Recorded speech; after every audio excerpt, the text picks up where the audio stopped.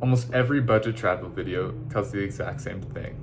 Stay in hostels, eat street food, you'll be okay. But that's not a budget. That's a hope, right? So in this video, I'm going to show you how I actually build a real budget before I leave, down to the day. One of the biggest problems when creating a budget is picking a number and feeling like you have to hit that every single day.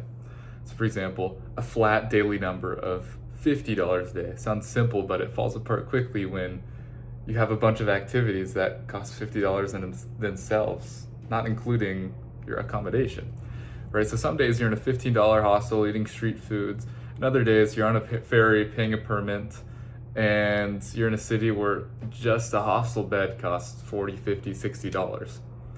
And when you average it out, you're either over budgeting and you think that you can't spend any money and you can't have any fun, or you run out of money on day 5 and you don't know why.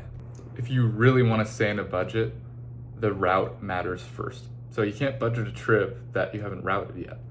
So lock in your stops and the order before you touch a single number.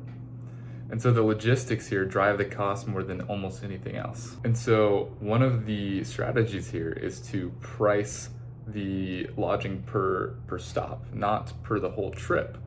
So every stop gets its own number pulled from actual listings, not just a idea or vibe.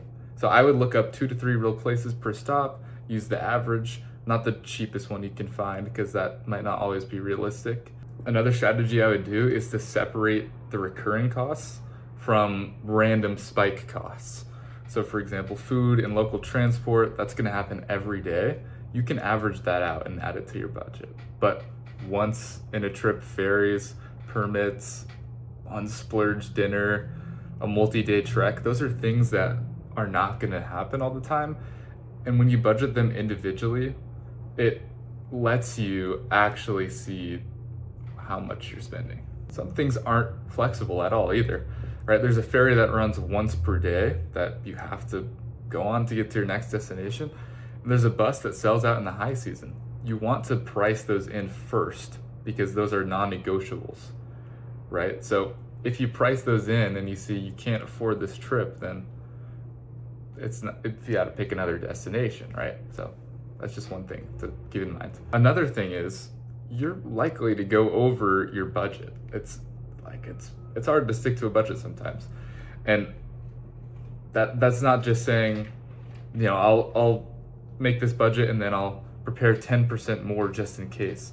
An actual number based on what's most likely to go wrong on your specific route, like price the actual risk, not just a guess, right? So for example, if my bus gets canceled and it's the only bus, what does it cost for me to get the second option, like a flight or something?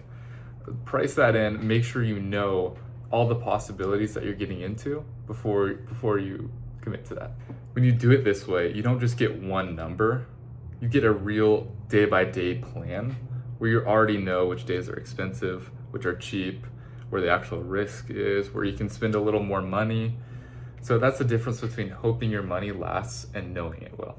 This is the exact process I use on the free tool on my site down in the description. And if you want it built out for your specific trip, I do that directly too. Both are linked down below.